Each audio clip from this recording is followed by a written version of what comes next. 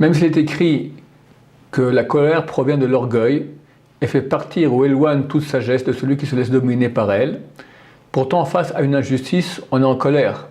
Cette colère provient de la vérité qui est en nous. Par exemple, si je vois, Chasé Shalom, quelqu'un se faire maltraiter devant moi, j'aurai de la haine contre la personne qui a provoqué l'injustice, de même qu'Hachem est en colère, même si c'est qu'une image.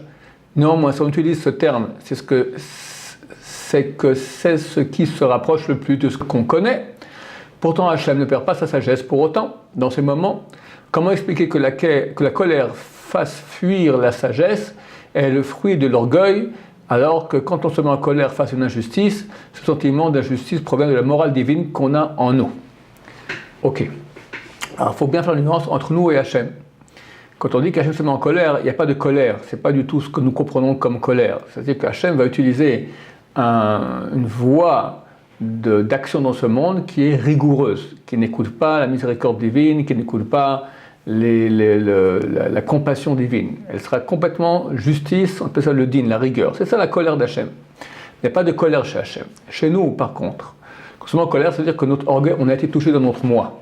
Dans notre moi, il y a une partie animale, mais aussi une partie qui est plus élevée. C'est par exemple comme une partie qui est très sainte en nous, qui ne supporte pas l'injustice.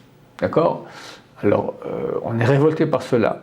Mais quand on arrive à la colère, c'est déjà que ça a touché notre partie animale. Notre partie animale s'associe à la partie sainte qui est en nous, dans sa révolte, et ça provoque la partie animale de la colère. Donc dans tous les cas, absolument tous les cas, la colère est mauvaise chez l'être humain, même si elle est provoquée de façon légitime par une injustice, une chose qui doit nous révolter. Ça nous révolter rien qu'au niveau de l'esprit, mais pas toucher notre cœur. Si c'est notre cœur qui se met en colère, et quand on se met en colère, c'est toujours le cœur, c'est pas la raison.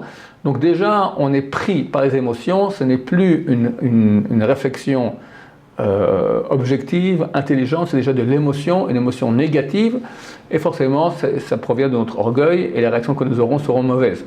La Torah raconte que 3 fois de suite, pas de suite, en quoi 3 fois, durant les 40 années où Moshe Rabbeinu a suivi le peuple d'Israël dans le désert, 3 fois il s'est énervé, et chaque fois ça a amené une erreur grave.